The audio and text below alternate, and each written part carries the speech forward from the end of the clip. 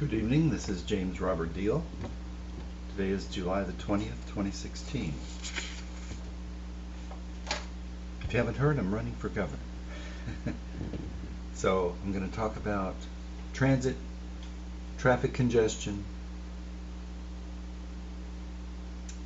CO2 emissions, climate change, what we can do about it, how we can take maybe half the cars off the road.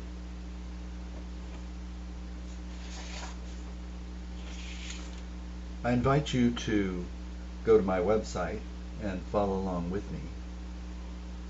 And we're going to go to jamesrobertdeal.org/door-to-door transit.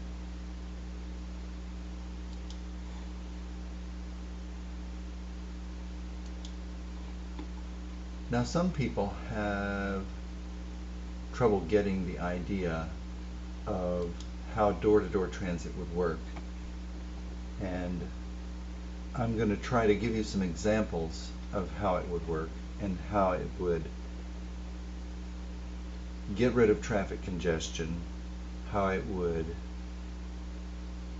reduce carbon emissions, how it would be used for local transportation, not just for clearing up congestion on the freeways and the roads, but also making a ride available for people who can't afford a car or can afford only one car instead of two. And I call it door-to-door transit. I call it flex vans because these are flexible, whereas buses are inflexible. They run a fixed route. They don't have to. The bus could take you all the way to your front door, and judging from the buses here in Linwood, which are mostly empty most of the time, they wouldn't be delayed too much dropping people off. And if the driver had a cell phone, I guess he could come pick people up. But Uber has proven to us that it's feasible to have door-to-door service. Basically what we do is we apply this using vans instead of using single occupancy vehicles. So if you need a ride from Uber, if I want to go to the park and ride, it's 3 miles. I get out my cell phone and I request a ride, and I see where the driver is and when he's going to arrive. So he then takes me to the park and ride and charges me about $10. If he were carrying 5 passengers, you would divide that by 5 ways, so it costs about $2 on average for each. This would all be paid for from your Orca card. So let's say we paid $2 to go 3 miles. That's 75 cents a mile, I think.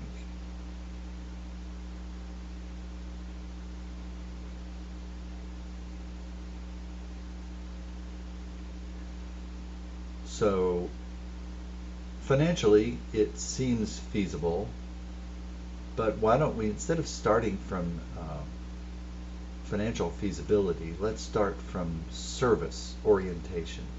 Why should we settle for anything less than door-to-door service? If my car breaks down and I go next door and ask Mario, or I call up Mario, and Mario says, "Oh yeah, I'm at the grocery store. Now, if you'll walk a quarter of a mile down the hill and stand there at the bus stop, I'll pick you up, and then we'll go. I'll take you where you need to go and bring you back, and then I'll drop you off a quarter of a mile from where your destination is." Well, that wouldn't be very friendly, would it? So why do we have a bus system where we tolerate a system that doesn't pick us up where we are and doesn't take us all the way to where we're going? Another way to look at it is the last mile problem. Transit is never going to be as big a success as it could be unless it solves the last mile problem, unless we figure out a way to get us to and from the park and ride, or to and from the train station.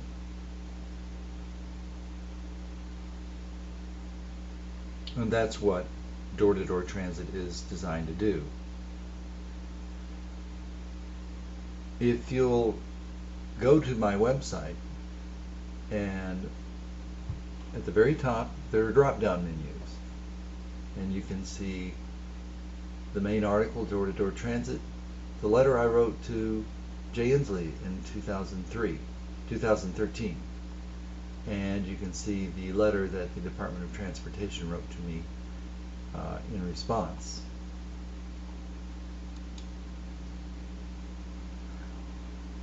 But their response was to suggest that I joined certain groups that are discussing this, and that there wasn't anything enthusiastic about it. So I've made 3 trips now to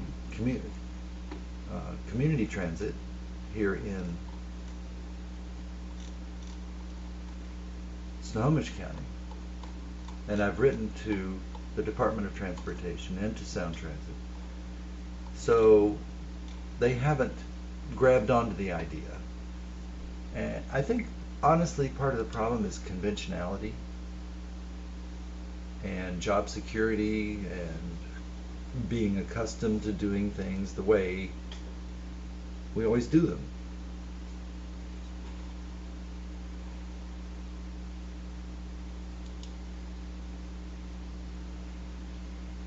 So these people know their jobs, and they're just going to stick to their job. And they run those buses up and down the roads, even if very few people are using those buses.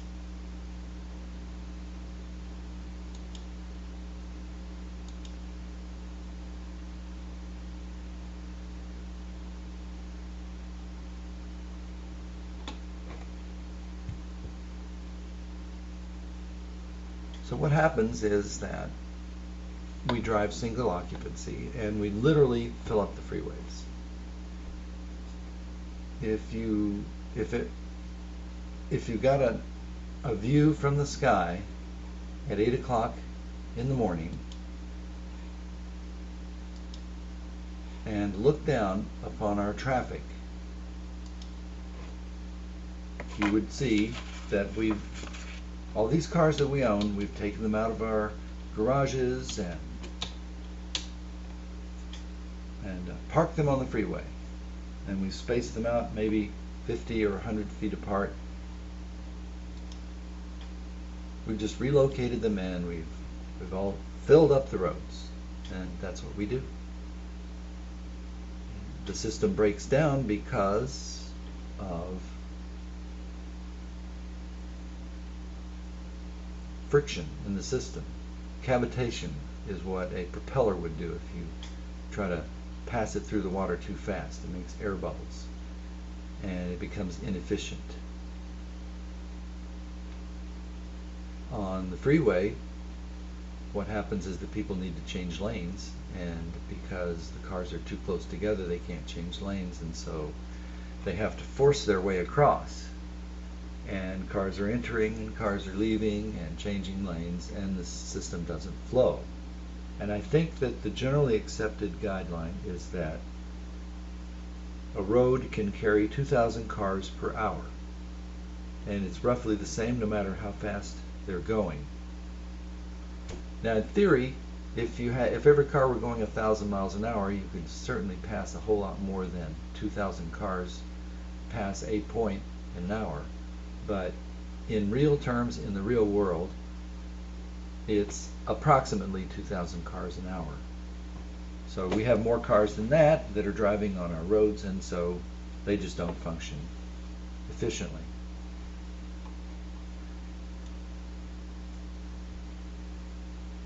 If you're driving on the freeway, just look around. You'll see that almost every vehicle is driven single occupancy. We can understand that if it's a big truck carrying a load, but why is it that all the individual vehicles are driven mostly single occupancy? Well, it's because we're coming from different places and we're going to different destinations and we're strangers to each other, and so we ride alone. And nobody's figured out a way to help us ride together. So, an organized door-to-door transit system could work two ways. One is for the vans to be operated by Metro Transit or Sound Transit or Pierce Transit. Carry 5 people, 7 people, 10 people. It would vary depending on the neighborhood and how heavy the load is. Or the system could be used to help people actually share rides, and you could enter in your destination where you're starting and be matched up with somebody else who's going the same way into a destination which is within a few blocks of yours. So you could use the system to better organize ride sharing. Ride sharing is a good thing, but it wouldn't necessarily take as many cars off the road, because the single car is going to carry 1 passenger, or maybe 2, or maybe 3. The real goal should be to get us to the mainline buses or the mainline train, and from there we'll drive in a bus that carries 50 people, and it'll carry us all the way to Bellevue. We'll get off there and then take a van to section 20, a number 20 van, which would take us to section 20 of Bellevue, and the van would be dropping off people as it went till it got to the last person. It would turn around and start picking up people as it returned to the transit station. Or if nobody was going to the transit center, it would deliver people to their local destinations. So if you can't afford a car, or if you don't want to spend $724 a month on average owning and maintaining a car, you can use door-to-door service and request a ride, and it will take you to the grocery store. And when you're done, you've got your bags of groceries. That wouldn't be very user-friendly for you to take your 3 bags of groceries and take a hike a quarter of a mile to the bus stop and then wait there in the dark or the rain or in the sun for a ride, and then take a bus ride, and then the bus drops you off a quarter of a mile from your destination, and then you have to take a hike with your grocery bags to your home. That doesn't sound very workable, does it? But a van system could carry you and your groceries all the way to your destination.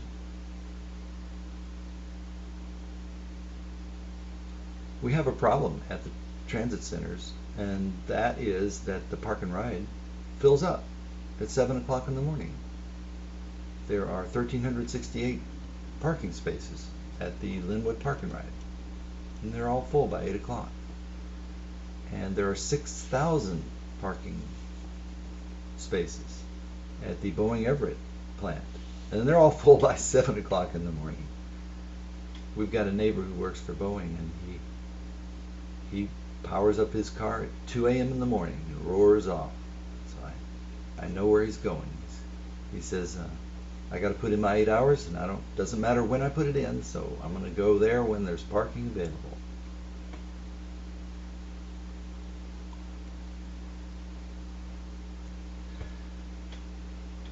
Governor Inslee, I've got a link here on my door-to-door transit page that says that his solution is, speaking regarding the congestion on I-405 between Linwood and Bothell, is to eliminate choke points. Now that would be very nice, but that's going to take construction and 5 years of construction, and by that time there will be new choke points, because our population is growing, because we're growth oriented, and there will be new choke points. So that's not really a solution. Completing Link Light Rail, that's a great idea. we should do it, because you need a spine that can carry a large number of people, but you need to get a way to get to and from the light rail. Now, I read in today's newspaper that now that the University of Washington station is open and the Capitol Hill stations are open, daily ridership is up to 65,000, and the train is now paying 50% of its operating cost. That's a great improvement, and I feel very confident that when it's extended north, that those numbers will be even higher. So you would hope that your train system would come close to breaking even. You would hope that you could fill your vans, your buses on the freeway, so that they would come close to breaking even, so that you don't have to use up your subsidy, our sales tax money, our property tax money, our car tab tax money, subsidizing regular operating costs too much. Now, in the real world, transit usually runs at a loss, so you can expect, even when buses are full, that there's going to be some subsidizing of the system. And that's because, well, the bus doesn't always fill up. Let's say the bus is full going to Seattle in the morning, but it has to return for the next scheduled trip, and it comes back with few people on board because people aren't going from Seattle to Linwood necessarily in the morning. So you have to average these times when the bus is full with the times when it's not full. But in Linwood, we average the times that it's mostly not full with the times that it's almost completely empty. So I think that our transit leaders feel that they have done their duty to people who need transit services by drawing these lines on a map and having vehicles that follow these routes and pass by these bus stops every half hour or every 20 minutes and don't pick you up where you are and don't take you where you're going. That's the way they've always done it. They know how that system works, so they're not amenable to change. And you need somebody like me in office who can envision something better and make it happen. Transit's bad, traffic's bad and getting worse. It's going to take us many years to widen the freeways, finish link light rail. Snohomish County is predicted to add 200,000 more residents in the next 20 years. So it's going to be the same traffic jam unless we learn to do something different.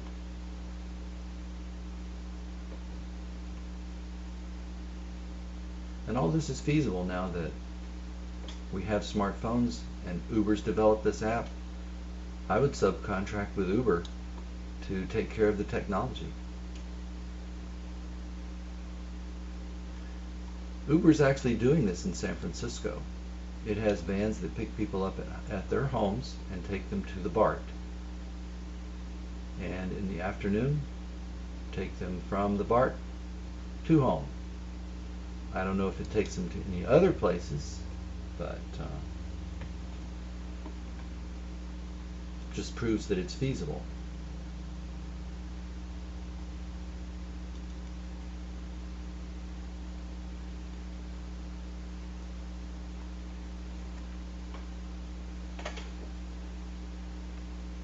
So, Link Light Rail, there's plans to keep expanding it. We're going to vote on T3 in November and raise the sales tax, raise the property tax, and raise the car tab tax in order to raise more money so that after paying After subsidizing buses and trains that aren't full, we have money left over that can be then used to pay the interest and the principal payments on bonds that we would be able to buy and justify and qualify for financially.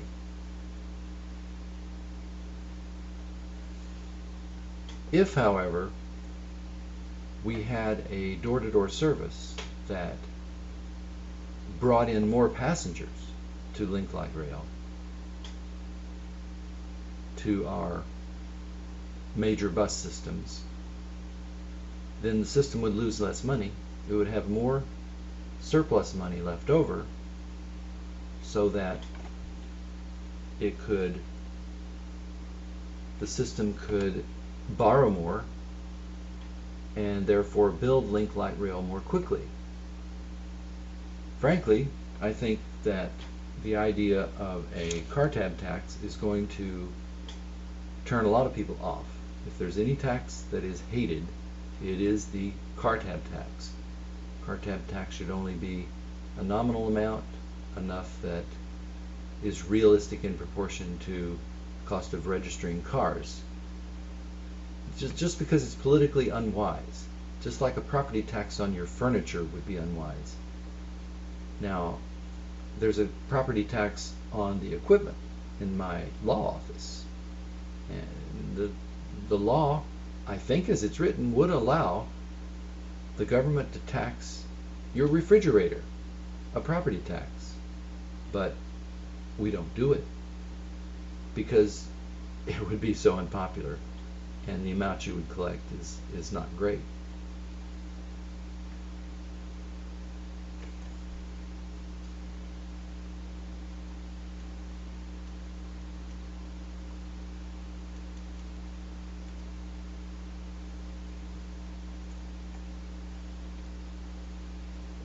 So let's talk about our ferries. Our ferries are, on the weekends, they're over full and you have to sit and wait for the next ferry or the ferry after that. If we had a system where you could leave the car at home and take a van down to Edmonds or down to Mukilteo, or if you took light rail to Seattle and then took the ferry from there, and then you get to the other side, if there were vans waiting to take you onto your destination, then we wouldn't have to have as many cars on the ferries, and we have a lot of spare capacity for walk-on passengers. The system I envision would have rental cars available at park and rides or ferries, and vans would take people to those spots because there's sometimes when you really do need your own vehicle.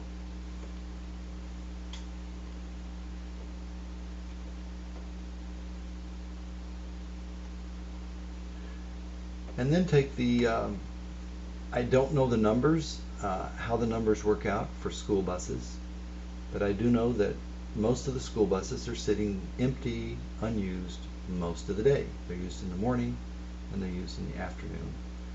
And they're not used on weekends and they're not used during the summer. So this system could fulfill the role of school buses and save the schools money and provide more secure transportation services to our children. Right now, I look out the window in the morning and I see the kids trooping down the hill, and they wait on the main street for a bus to pick them up.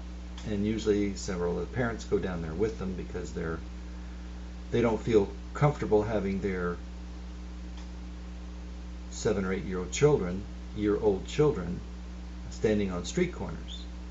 And then at the end of the day, they go down and wait for the children to be dropped off. Now, I don't know why these buses don't come into the neighborhood and pick the kids up where they are and then deliver them to where they're going, but maybe it's the same conventionality that says we're going to run our yellow school buses the way community transit runs its buses. We're going to run fixed routes and the kids can come to us.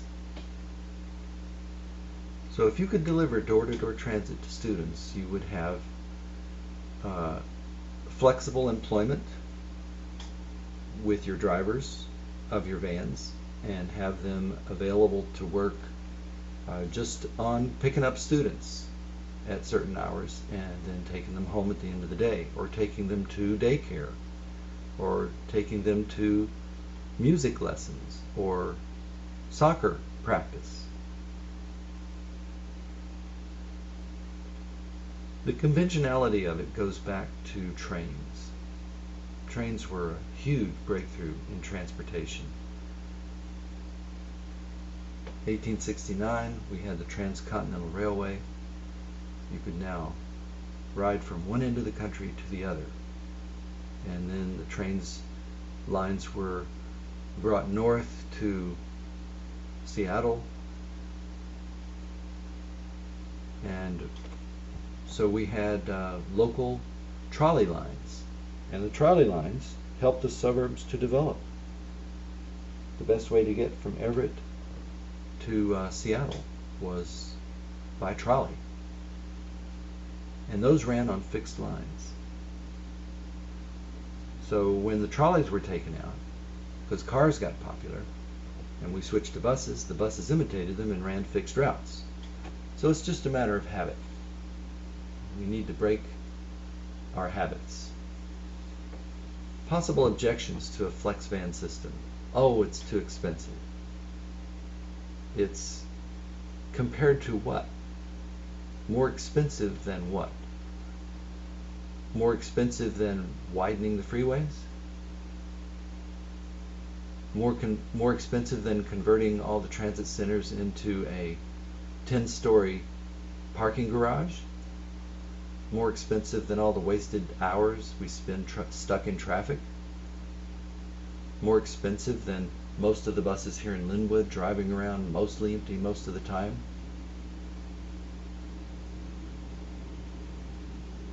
More expensive than owning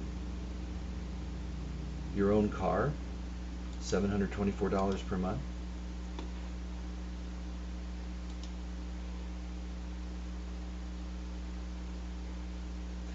No, actually, it's the least expensive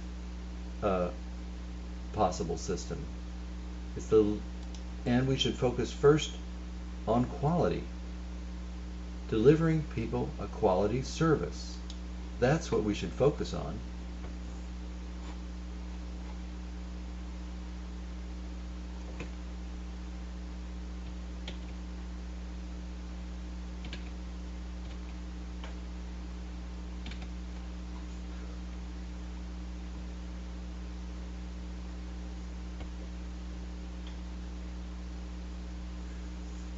If we have door-to-door service and vans taking us to the park and ride, then you don't need to take your car to the park and ride.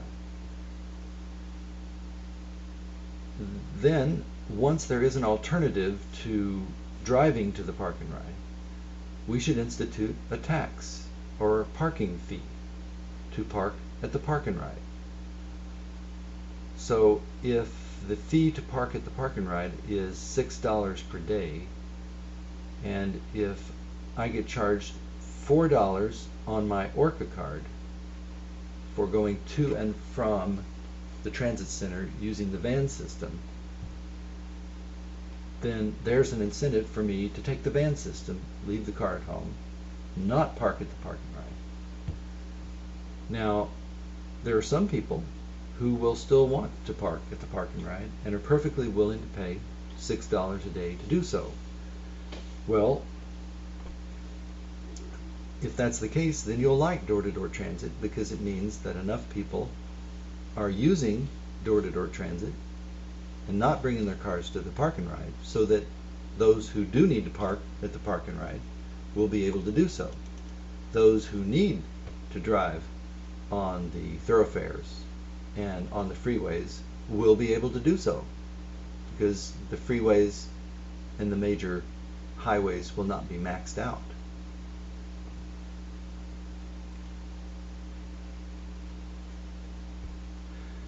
Another possible objection: too many riders will sign up. Well, the response is that you would have more vans. And if the vans were carrying 5, 6 people, they would probably they would probably raise as much revenue as necessary to pay the cost of the mostly short trips.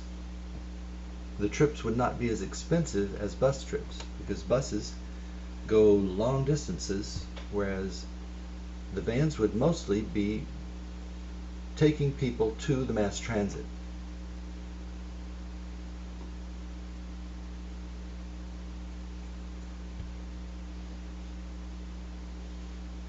I sometimes go biking in the afternoon or evening and go by the local 7-Eleven, and I notice that people drive up, they leave their cars idling, and they go inside to buy whatever they're buying.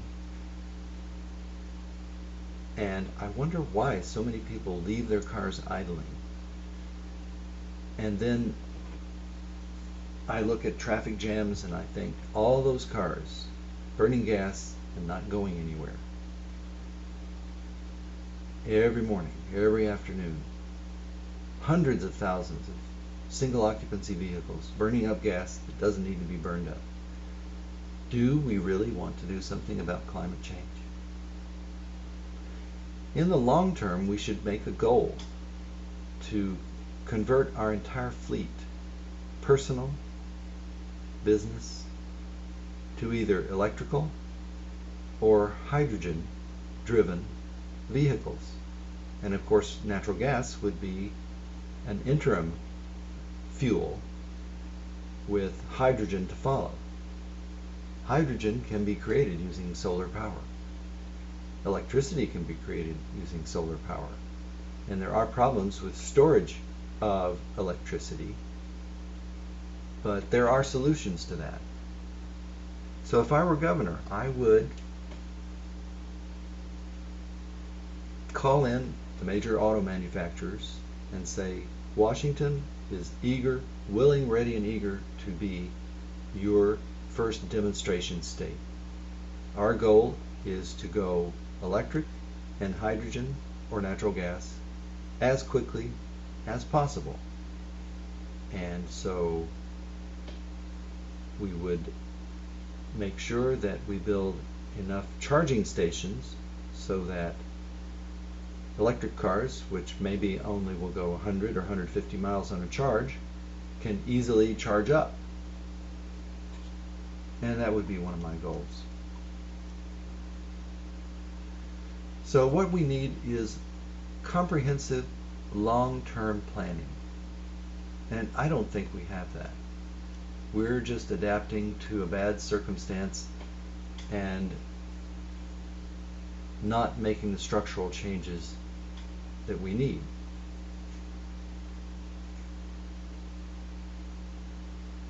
We have gigantic freeways. Even Highway 99 is a gigantic roadway. There's a left turn lane and 3 lanes on each side. 7 lanes, maybe more. It's not that the roads are not wide enough, it's just that we're trying to put too many cars on them. We're trying to use the roads for a purpose that they're really not capable of.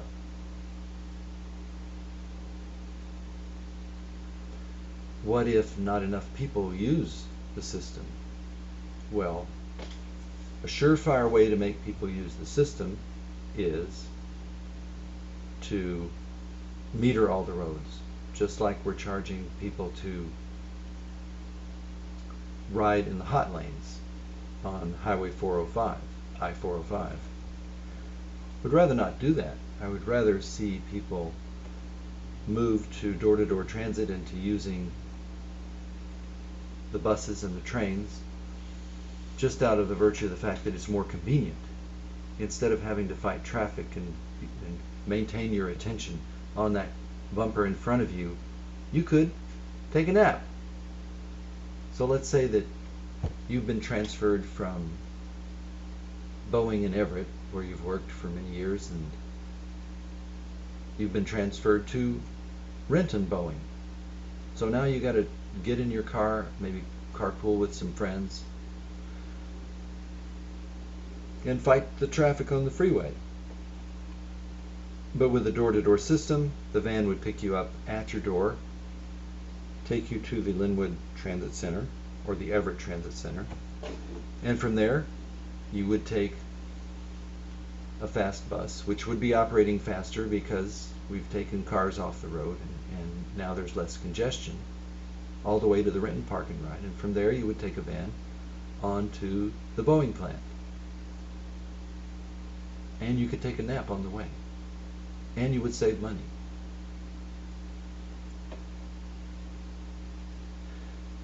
Now, how does this apply to the rest of the state?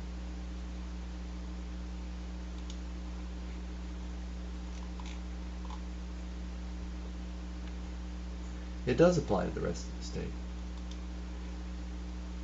It would work in a suburban area like Linwood. It would work in downtown Seattle. It would work in the suburbs of Seattle.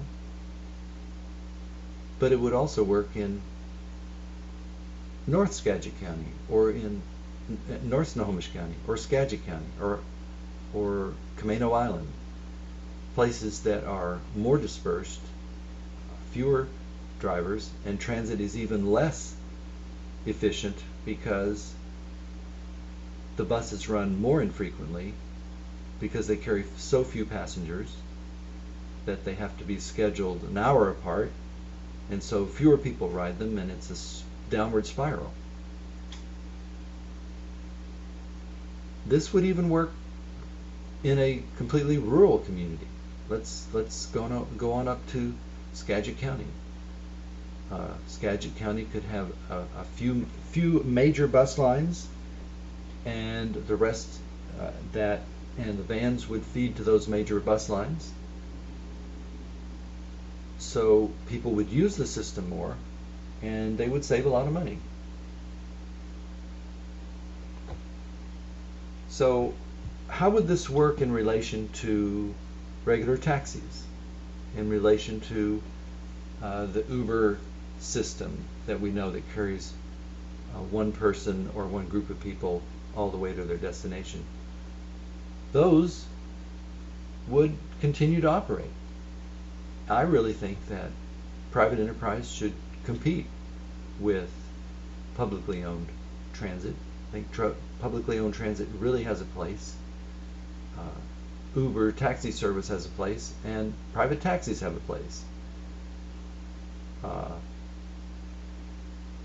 You would still need vehicles to carry people who are intoxicated or people who don't qualify for riding the vans. Perhaps the person who's a pedophile, he needs transportation too. The alcoholic needs transportation too. So you would need these specialty services.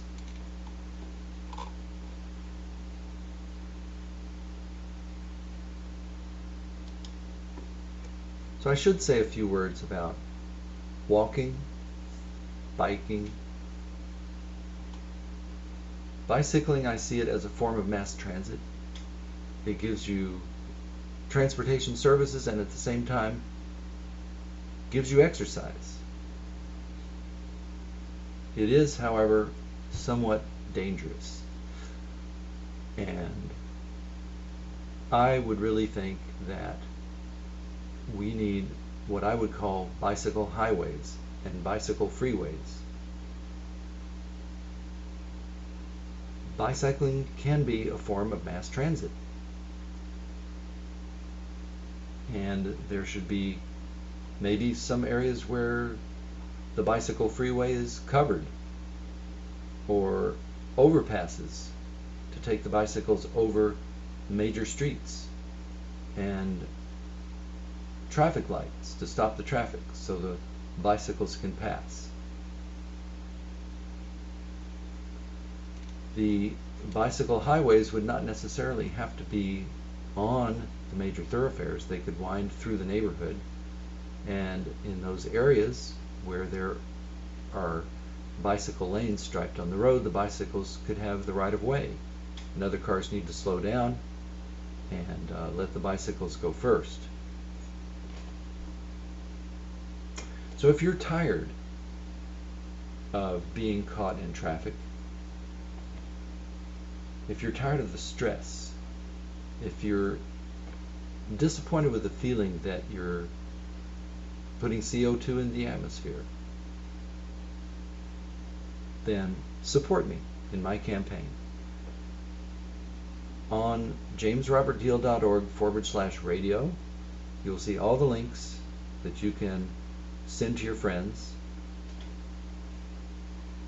including the link to joining the Facebook group and joining the discussion and joining this radio program. Send me a chat message here or send me an email.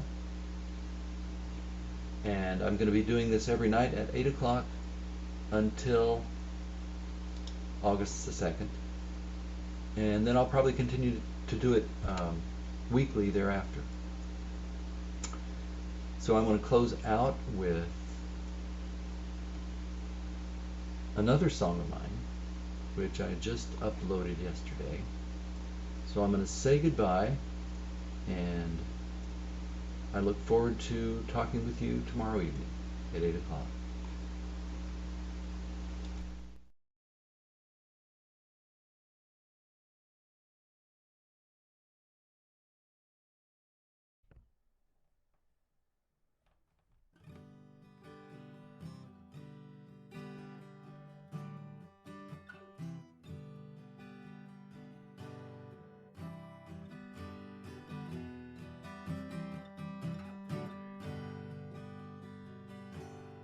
Someday the Lord will come, that's what the good book has said. He'll be punishing the wicked and rewarding the good. And most of those remaining will be wishing they was dead. They'll be ashamed that they failed to do unto others. They'll be making up excuses, making up excuses. They'll be making up excuses, saying we just never understood. We just never understood.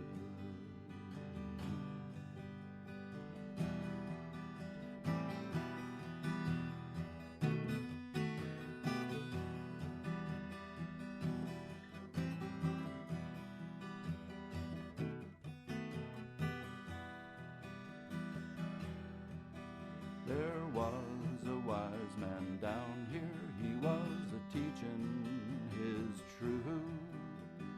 Matthew wrote his words down, unfortunately they were later burnt. Mark, who spoke a different language, but doing the best he could.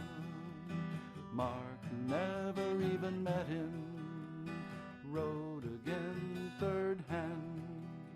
And so it ain't no surprise, and so it ain't no surprise, and so it ain't no great big surprise. He wrote it down half wrong. He wrote it down half wrong.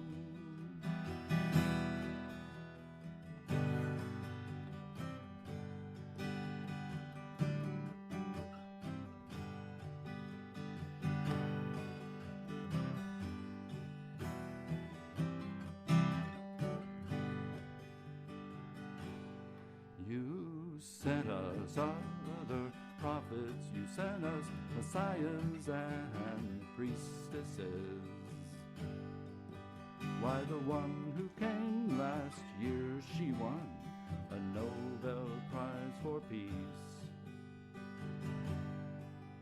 but they all are speaking esoteric languages that most of us don't understand. They are specialists too narrow to teach the overview,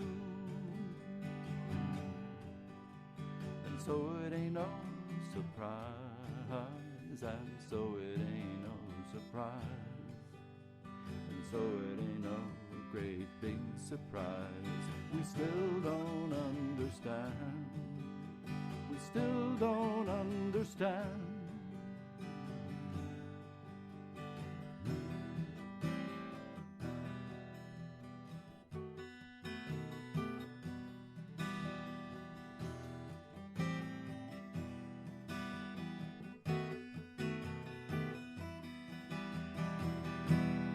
But there be some of us that's trying to do your will, and so we think we've got some right to ask one question still.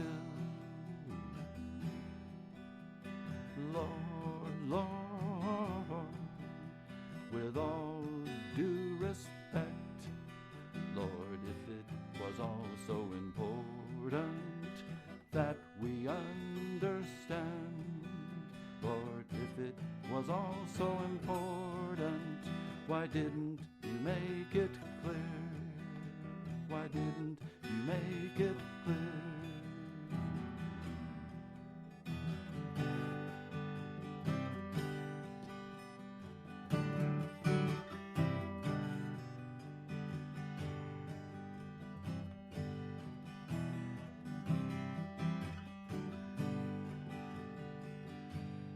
But there be some of us that's trying to do your will, and so we would presume to make one final request. Lord, Lord, Lord, with all due respect, Lord, Lord, if it is all so important that we understand, Lord, even at this late date in time, please couldn't you make it clear? Please couldn't you make it clear? Lord, Lord, Lord, Lord,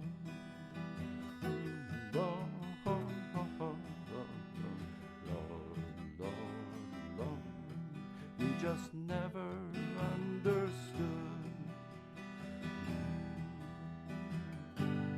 Lord, Lord,